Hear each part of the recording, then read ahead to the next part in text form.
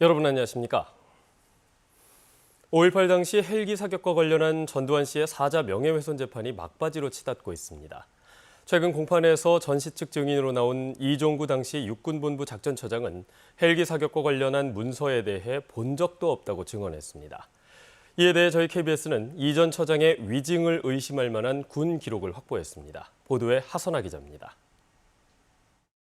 5.18 민주화운동 당시 계엄군의 헬기 작전을 뒷받침하는 군 자료는 김재명 당시 육군본부 작전 참모가 제출한 자료입니다. 1995년 특검 때 제출된 이 자료에는 시위 사격은 20mm 발칸, 실사격은 7.62mm가 적합하다며 구체적인 헬기 사격 수단까지 특정했습니다. 하지만 지난 21일 열린 공판에서 전시 측 증인인 이종구 당시 육군본부 작전처장은 이 문서를 정식 문서로 볼 수 없다고 말합니다. 검찰이 다시 작전 지원 지침, 헬기 지원이라는 또 다른 문서에 대해서 묻자 본 적도 없다고 증언했습니다. 하지만 KBS가 입수한 해당 군 기록의 바로 앞 페이지에는 출처, 준장 이종구라는 이름이 또렷합니다. 국군 보안사령부가 보관하던 문서로 5.18 이듬해인 1981년 육군본부가 제출한 자료입니다. 문서에는 헬기 지원 계획이 상세히 담겨 있는데 헬기의 공중방송과 지휘 정찰, 엄호와 공격 등 헬기의 주요 역할과 주요 확보 보안 목표 감시 비행 대상으로 형무소와 도청을 비롯해 특히 헬기 사격 탄원이 나온 전일 빌딩도 추가로 메모돼 있습니다. 문서 출처가 이종구 준장으로 기록돼 있지만 관련 문건에 대해 법정에서 부인한 겁니다. 심지어 이 문서는 누가 제공한 걸로 보안사는 기록을 남겼냐면 이종구 준장이 제공했다라고 메모를 붙여놨기 때문에 헬기 작전에 관한 문서를 본 적도 없고 제공한 사실도 없다라는 게 이제 이증인 거죠. 전두환 씨의 사자 명예훼손 혐의와 함께 증인들의 위증 여부를 가리고 이에 따른 책임도 물어야 한다는 목소리가 높아지고 있습니다. KBS 뉴스 하선아입니다. 지난 21일 서해 최북단 소연평도에서 단속 업무를 하다 실종된 뒤 북측의 총격을 받고 사망한 것으로 알려진 공무원이 목포에 있는 서해어업관리단 소속 A씨인 것으로 확인됐습니다. 서해어업관리단 관계자는 A씨의 월북 가능성에 대해 지금 상황에서는 A씨가 월북할 만한 아무런 이유가 없는 것으로 보인다며 수사 결과를 기다리겠다고 밝혔습니다. A씨는 지난 2012년 임용된 뒤 목포에 거주해왔고 이번 달 14일 해당 어업지도선 업무에 배정돼 불법 꽃게잡이 어선 단속 업무를 하다 실종된 것으로 알려졌습니다. 서해어업관리단은 사건 당일 오전 11시 30분쯤 직원들의 점심을 안내하는 방송을 했으나 A씨가 나타나지 않았고 휴대전화도 꺼져 있었다고 밝혔습니다. 김영록 전남지사가 시도 통합 논의와 관련해 추석 연휴 이후 이용섭 시장을 만나겠다고 밝혔습니다. 김 지사는 어제 기자들과 만나 시도 통합은 과거 실패했던 사안이라 시도민들의 의견을 충분히 들은 뒤 진행해야 하고 국가 차원에서 연방제에 준하는 자치권을 부여하는 광역 통합이 돼야 한다고 말했습니다. 화순군의회가 풍력발전시설과 마을 간 거리 제한을 완화하는 내용의 조례안을 발의했다는 소식 최근 전해드렸습니다. 주민들의 반발 속에 해당 조례안이 어제 상임위원회를 통과해서 본회의로 넘겨졌습니다. 주민들은 일부 군 의원을 검찰에 고발했습니다. 김정대 기자의 보도입니다. 의견을 처리하고 국민 앞에 공개 사과하라! 화순 지역 농민들이 군청 인근에 몰려들었습니다. 화순 군의회에 발의된 풍력 발전 시설 규제 완화 조례안을 규탄하는 겁니다. 해당 조례안은 민가와 풍력 시설 간 거리를 기존 1.5에서 2km에서 500에서 800m로 대폭 완화한다는 내용을 담고 있습니다.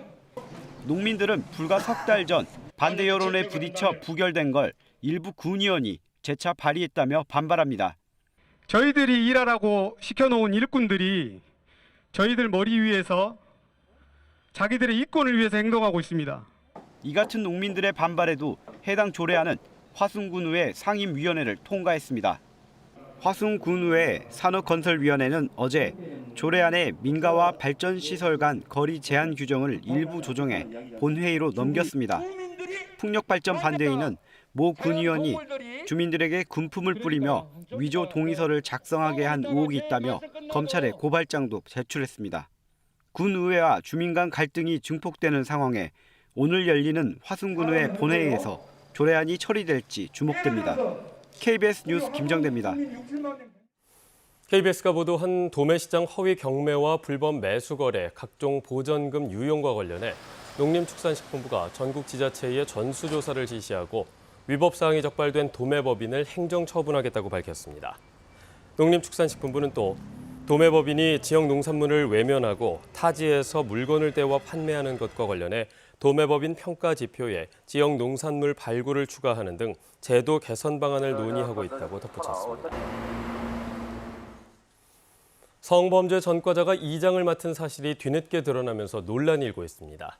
자치단체는 이미 처벌을 받아서 결격 사유가 아니거나 전과를 확인하지 못했다는 입장을 보이고 있습니다. 양창희 기자가 취재했습니다. 70여 세대가 사는 고흥의 한 마을. 지난해 말 주민총회를 거쳐 마을 주민 A씨가 이장으로 추천됐습니다. 면사무소는 이장 임명을 위해 절차대로 A씨의 신원을 조회했는데 여기서 A씨가 성폭행 혐의로 4년간 복역한 사실이 드러났습니다. 하지만 면사무소는 형 집행이 끝나서 결격 사유는 아니라며 A씨를 그대로 임명했습니다. 행정과랑 검토를 한 결과 이장관리 규칙에 문제가 없기 때문에 저희들이 임명을 하게 됐습니다. 일부 주민은 성범죄 전과자가 마을 일을 도맡는 게 불안하다고 말합니다. 이장님이라면 공무수행이라는 이유로 자유롭게 돌아다니실 수 있으니까 이 집 저 집 잘못된 게 아닌가 싶어요. 반면 해당 이장은 범죄는 반성하지만 이미 처벌을 받았고 주민들도 전과 사실을 안 상태에서 자신을 추천한 것이라며 항변합니다. 장성의 한 마을에서도 성범죄로 처벌을 받은 주민이 지난 3월 이장으로 임명됐습니다. 장성군 이장 임명 규칙은 고흥과 달리 결격 사유가 아예 규정돼 있지 않아 성범죄 전력을 미리 알기 어려웠습니다. 행정 시스템상으로는 임명할 때 개별법에서 이제 그 조회한다는 것이 없기 때문에 저도 임명된 겁니다. 마을 이장은 주민들과 긴밀하게 접촉하고 개인정보를 다루는 일도 많습니다. 이 때문에 임면권을 가진 자치단체가 이장을 더 엄격히 검증해야 한다는 목소리가 나옵니다. 마을 공동체에 있는 구성원들이 가질 두려움이나 아니면 이런 것들까지 섬세하게 다루지 못했다라고 보여집니다. 성범죄 전과자의 이장 자격을 제한하는 내용 등을 담은 법률안은 지난 7월 발의돼 국회에 계류 중입니다. KBS 뉴스 양창희입니다. 광주의 일부 교육기관이 채용 과정에서 직무와 무관한 개인정보를 수집 요구했다가 무더기 행정처분을 받은 것으로 나타났습니다. 학벌 없는 사회를 위한 시민 모임은 어제 보도자료를 내고 지난 2월 24일부터 3월 2일 사이 광주시 교육청 소속기관과 학교의 채용 절차법, 표준 취업규칙 등의 위반 사항을 광주지방노동청에 신고한 결과 총 31개 기관이 3,900만 원의 과태료 처분을 받았다고 밝혔습니다. 위반 유형별로는 입사 지원서에 출생지를 쓰도록 하는 경우가 19건으로 가장 많았고 결혼 유무나 가족의 직업을 묻는 등 불필요한 개인정보 수집 요구가 많았습니다. 광주시가 정부 지원과 별도로 시 재난지원금을 받게 될 소상공인들에게 신청을 서둘러 달라고 당부했습니다.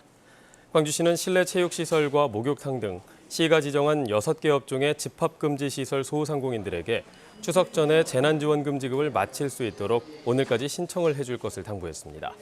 해당 소상공인은 지원 신청서와 사업자 등록증 등을 관할 구청이나 시청 담당 부서를 통해 방문 또는 이메일로 신청해야 합니다.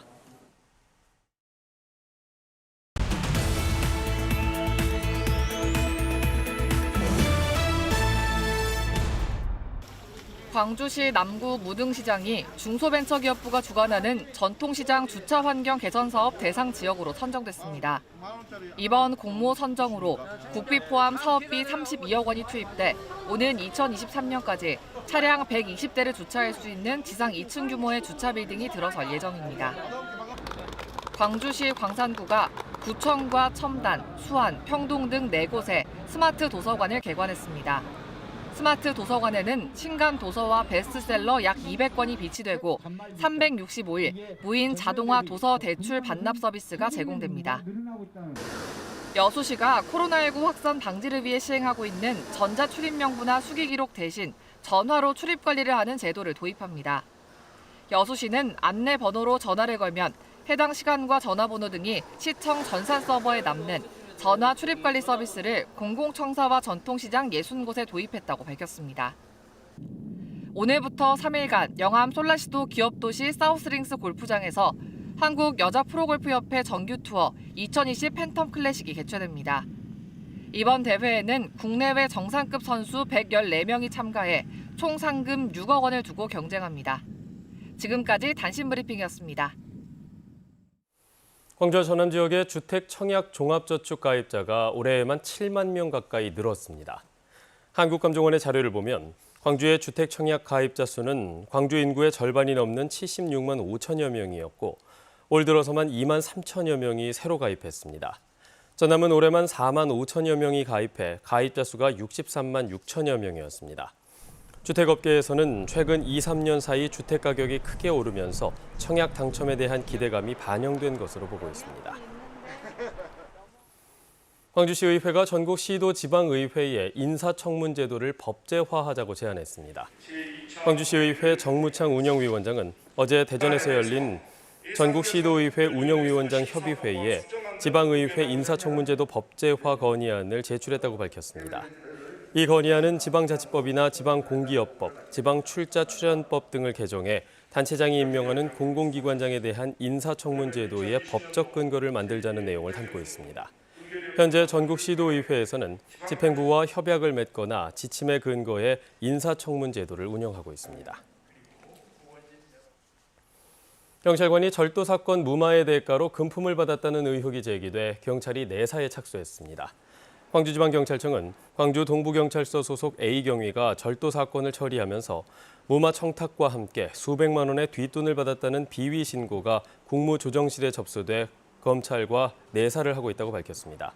이에 대해 경위는 의혹을 전면 부인하고 있는 것으로 전해졌습니다.